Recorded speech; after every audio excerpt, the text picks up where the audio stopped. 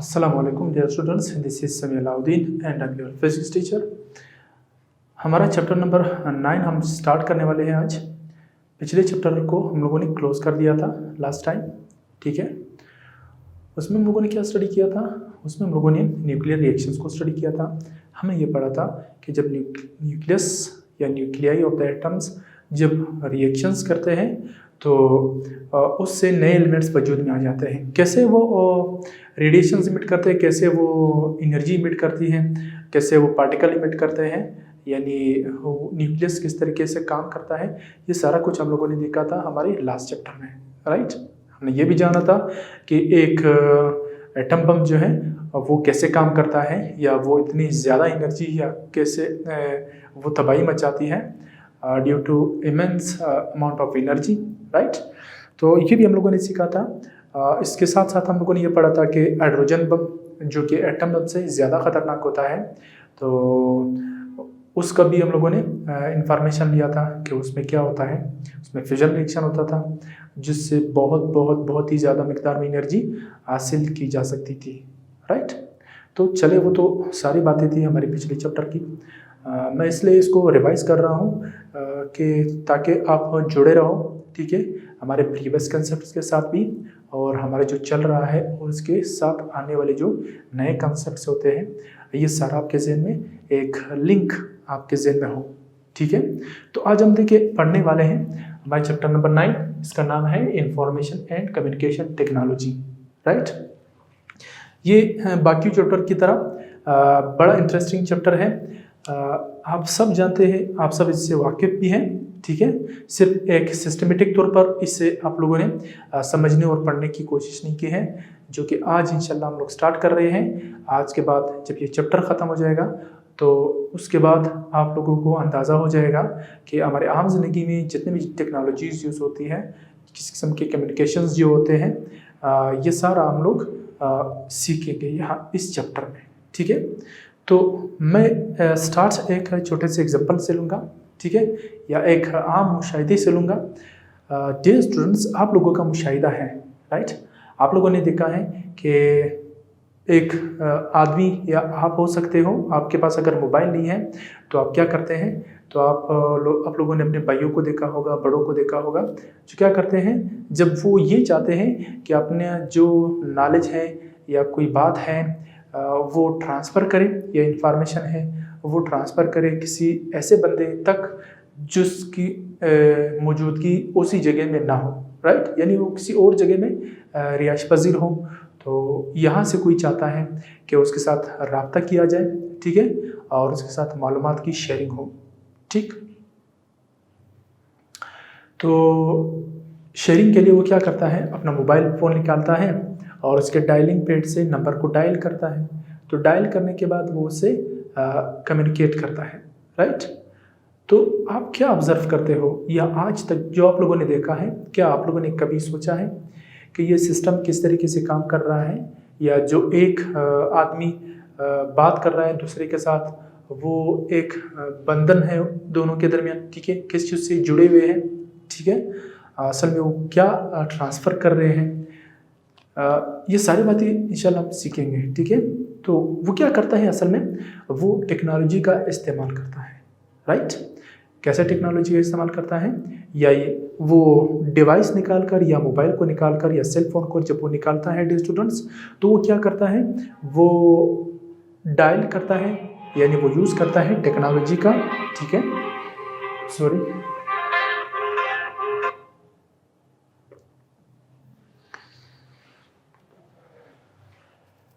तो वो क्या करता है, जब वो डायल करता है नंबर को, तो ये जो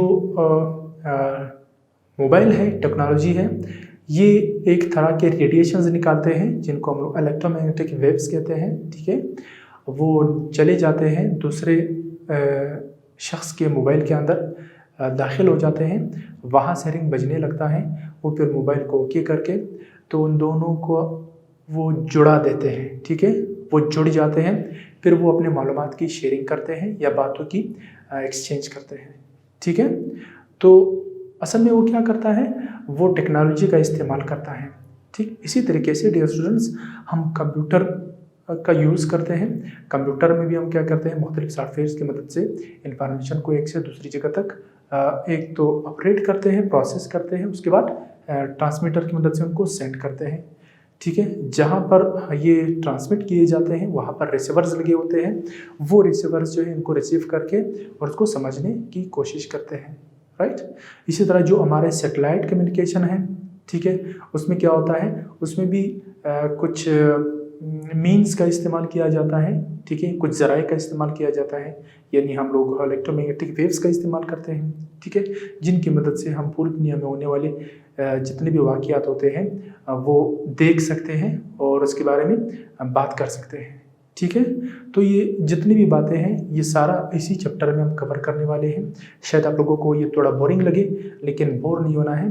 one by one, step by step हम एक एक चीज़ को समझते हैं और जब ये चैप्टर ख़त्म होने को होगा इंशाल्लाह आप लोगों को बहुत सारी चीज़ें समझ में आ चुके होंगे। ठीक है, पुराने ज़माने में जब सिग्नल दिया जाता था, उस वक्त जब मोबाइल फ़ोन या सेल फ़ोन ईजाद नहीं हुए थे, डिस्कवर नहीं हुए थे या बनाए नहीं गए थे, जब तक टेक्नोलॉजी इतनी आम नहीं थी, तो उस वक्त लोग क्या करते थे, दूर दूर तक वो अपनी आवाज़ को तो ट्रांसफ़र नहीं कर सकते थे। ठीक है, तो फिर वो क्या करते थे, वो एक सिग्नल लेते थे। ठीक है, वो सिग्नल, वो स्मोक सिग्नल लेते थे। ठीक है, या कोई आग जलाकर वो सिग्नल लेते थे। ठीक है, तो आग के जलने से वो जो दूर खड़ा एक शख्स होता था या एक फैमिली होती थी, उसको ये आग नज़र आ जाती है, ये सिग्नल जो स्मोक का, जो धुआं होता है ना, एक किस्म का ख़ास धुआं होता है, वो धुएँ जब उठते हैं तो वो दूर दूर तक नज़र आ जाते हैं। ठीक है, तो ऐसा लोग कम्युनिकेट करते थे और ऐसा लोग वो क्या करते थे, ट्रांसफ़र करते थे नॉलेज का। ठीक है, कि मैं यहाँ पे हूँ इस वक्त, और ये सिग्नल ख़तरे का भी होता था और ये सिग्नल जो है वो इस बात का भी होता था कि मैं वहाँ तक पहुँच गया हूँ। ठीक है, या नहीं दिया सिग्नल तो इसका मतलब है वो वहाँ तक नहीं पहुँचा है। ठीक है, और भी मुख्तलिफ ज़राए यूज़ करते थे। जिस तरह ख़त, एक डाकिया होता था, वो क्या करता था, वो एक ख़त ले जाता था, तो यहाँ से लिखने वाला वो तकरीबन एक हफ़्ता 2 हफ़्ता पहले लिखता, तो डाकिया उसको 1 या 2 हफ़्ते के बाद उस मतलूबा शख्स तक उसको पहुँचा देता। तो ये भी कम्युनिकेशन का एक ज़रिया था। ठीक है, पुराने ज़माने में, जिनमें हफ़्ते भी लगते थे, महीने भी लगते थे। ठीक है, तो एक शख्स दूसरे शख्स से बात करने के लिए उसको बड़ा वेट करना पड़ता था। ठीक है, आजकल की तरह नहीं है। ठीक है, आजकल जो हमारी नई जनरेशन है उनको जब ये बातें पता चलती है तो वो ऐसे हैरान हो जाते हैं कि भाई एक एक चीज़, एक एक बात बताने के लिए या किसी से रब्ता करने के लिए क्या इतना ज़्यादा टाइम लगता था? तो बिल्कुल इतना ही ज़्यादा टाइम लगता था। ठीक है, महीने भी लग जाते थे, राइट। तो पुराने ज़माने में जब टेक्नोलॉजी आम नहीं हुई थी तो कम्युनिकेट करना, रब्ता करना किसी से, ये बड़ा मुश्किल था। ठीक है, उसमें बहुत ज़्यादा टाइम लगता था, राइट। तो आजकल ये चीज़ें बहुत आम हो गई हैं। हम दुनिया के किसी भी कोने में बैठे हुए शख्स के साथ अगर रब्ता करना चाहते हैं तो हम सेकंडों में कर सकते हैं। ठीक है, ये कैसे मुमकिन हुआ? Due to technology, right. तो टेक्नोलॉजी एक बहुत इम्पोर्टेंट रोल अदा करती है हमारी ज़िंदगी में, राइट। अब इसी टेक्नोलॉजी के बारे में, इसी कम्युनिकेशन के बारे में आज हम पढ़ने वाले हैं। तो चलिए स्टार्ट करते हैं। ठीक, इसमें हम पहला टॉपिक पढ़ेंगे। वैसे वन बाय वन इंफॉर्मेशन है, कम्युनिकेशन है, टेक्नोलॉजी है, डेटा है, इन सब चीज़ों को हम लोग पढ़ने वाले हैं। तो सबसे पहले जब हम लोग बात करते हैं किसी से तो हम क्या करते हैं, हम डेटा को एक प्रोसेस से गुजारने के बाद इंफॉर्मेशन को ट्रांसफ़र करते हैं एक से दूसरी जगह तक, और वही हमारी कम्युनिकेशन हो जाती है। ठीक, तो सबसे पहले हम पढ़ेंगे इस चैप्टर से जो अच्छे अच्छे टर्मिनोलॉजीज़ हैं, जिस तरह के डेटा है हमारा, राइट। सबसे पहले डेटा है, व्हाट इज़ डेटा, फिर इंफॉर्मेशन, फिर कम्युनिकेशन, टेक्नोलॉजी, इंफॉर्मेशन टेक्नोलॉजी, सबको इंशाल्लाह वन बाय वन देखेंगे। जस्ट बी पेशेंट और आप लोगों ने इसको समझने की कोशिश करनी है, राइट। तो डेटा क्या चीज़ है? बड़ा आसान है। ये डेटा जो है लातीनी ज़बान डाटम से निकला हुआ है, ठीक है, जिसका मतलब होता है मालूमात, राइट। लेकिन ये ऐसे मालूमात हैं जो अनप्रोसेस्ड होते हैं, ठीक है, जो मीनिंगलेस होते हैं, जिनका कोई मायने नहीं होता, ठीक है। ऐसे ऑब्जर्वेशंस को, ऐसे इवेंट्स को, ऐसे नंबर्स को, हम ऐसे ग्राफ्स को क्या कहेंगे? डेटा कहेंगे, ठीक है। यानी डेटा क्या चीज़ है? ये unprocessed collection of the numbers होता है, ऑब्जर्वेशंस होता है, इवेंट्स होता है या फैक्ट्स होता है, ठीक है। तो जितने भी फैक्ट्स हैं, फिगर्स हैं या जो हमारे ऑब्जर्वेशंस हैं, जो नंबर्स वगैरह हैं, ये सारे के सारे क्या कहलाते हैं? जिनको हमने प्रोसेस नहीं किया है, एक ख़ास तरतीब में नहीं रखा हो, जिसका कोई मतलब नहीं बन रहा हो, ऐसी चीज़ों को हम लोग डेटा का नाम देते हैं, ठीक है। तो चलिए इसे समझने की कोशिश करते हैं।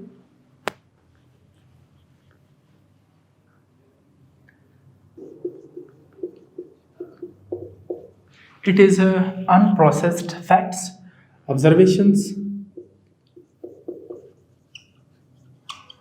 numbers and letters, ठीक है।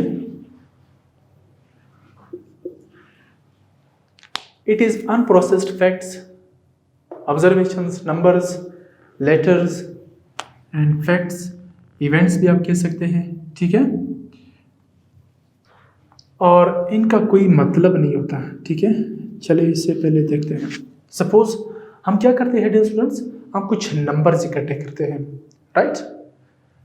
चलो हमने एक नंबर इकट्ठा किया, वो है दिस दिस एंड दिस, ठीक है। कुछ नंबर हम लोगों ने इकट्ठे किए, कुछ डिजिट्स हम लोगों ने इकट्ठे किए हैं, ठीक है। और हम क्या करते हैं, इसके अलावा हम इसको ये कह सकते हैं, this is yes, this is no, ठीक है। और इसके अलावा हम ये लिख सकते हैं कि this is 40 and this is 80।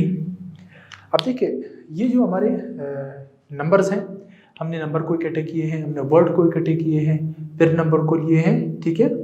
तो एक वर्ड में लिखूंगा एक्सीडेंट, तो इनसे भी कुछ पता नहीं चल रहा है, कुछ मालूमात नहीं मिल रही है इससे, ठीक है। हमें मालूम नहीं हो रहा है कि भाई ये क्या बला है, क्या चीज़ है, क्योंकि ये अनप्रोसेस्ड है, ठीक है। इनकी कुछ मीनिंग नहीं है, लेकिन जब हम इसको एक ख़ास तरतीब से रखते हैं तो फिर इसकी मीनिंग निकल आते हैं, राइट। तो इसको ख़ास तरतीब से कैसे रखेंगे, देखें। ये पहले ये उठाते हैं, अगर इसको मैं ऐसे लिखूँ 1/1/2006, तो ये डेट ऑफ बर्थ बन जाएगा, ठीक है। तो क्या बनेगा, डेट बनेगा हमारा, राइट। और इसी को हम डेट ऑफ बर्थ भी कह सकते हैं। सपोज एक बच्चा है, उसकी जो तारीख़ पैदाइश है वो है 1 जनवरी 2006, ठीक है। तो हमने इसको प्रोसेस किया, इस चीज़ को एक ख़ास तरतीब में रखा, इसको अरेंज किया, ठीक है। तो ये हमारे पास इंफॉर्मेशन बना, ठीक है। अब ये जो डेटा है ये एक इंफॉर्मेशन बना। पहले ये क्या था, ये एक डेटा था, ठीक है, सिर्फ कलेक्शन ऑफ नंबर्स थे, यहाँ पे वो अनप्रोसेस्ड था, ठीक है। और ये नंबर थे हमारे पास। इसी तरह ये लिखा हुआ है, ठीक है, यस नो, ठीक है। अब देखो मैंने यस बोला, नो बोला, लेकिन आप हैरान रह जाओगे कि भाई यस क्यों बोला, नो क्यों बोला, कुछ पता नहीं चलता है, ठीक है। अगर इसको मैं इस तरह यूज़ करूँ, इस दोनों वर्ड्स को, यस और नो को, कि देखिए क्या मैं एक ह्यूमन बीइंग हूँ, यानी क्या मैं एक इंसान हूँ, यस। अब देखो यस का समझ आपको आ गया है, हमने यस के साथ एक कॉन्टेक्स्ट जोड़ दिया है, ठीक है, एक सेंटेंस को जोड़ दिया है। अब वो सेंटेंस यस के साथ आपको एक मीनिंग दे रहा है, ठीक है। तो अब ये जो मीनिंग दे रहा है ये आपका इंफॉर्मेशन बन गया, लेकिन इससे पहले ये क्या था, ये सिर्फ एक नंबर था, ठीक है। तो चलिए इंफॉर्मेशन को भी साथ साथ समझते हैं, ठीक है। डेटा एंड इंफॉर्मेशन,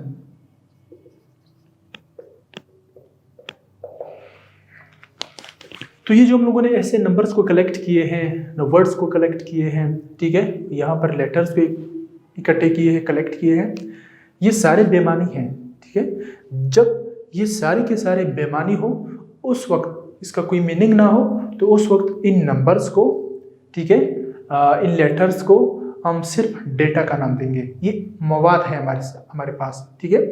अब ये अरेंज नहीं है, प्रोसेस नहीं किया गया है, ठीक है, सिर्फ इनको कलेक्ट किया गया है, इसलिए ऐसे नंबर्स और वर्ड्स या लेटर्स को हम क्या कहेंगे, डेटा का नाम देंगे, ठीक है।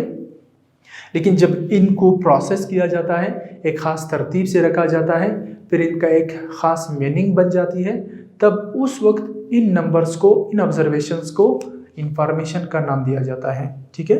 जिस तरह मैंने पहले दिया कि ये नंबर्स हैं, जब इसको अरेंज किया जाता है तो फिर ये क्या बन जाता है, ये इंफॉर्मेशन बन जाती है, ठीक है। This is now information,